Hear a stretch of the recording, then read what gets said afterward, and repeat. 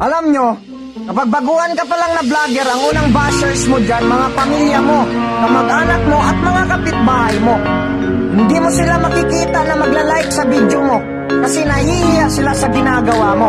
Sasabihin nila, ay ano ba to si ano? Parang nababaliw, nagsasalita mabisa. Parang nasasapian. Pero kapag dumating na yung time na sumikat ka na, kilalang kilala ka na, marami ka ng pera, sila pa yung una magsabi sa mga tropa nila.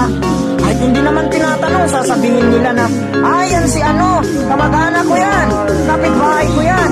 Tapos, sasabihin pa nila na, palibre naman dyan ang ice cream mo.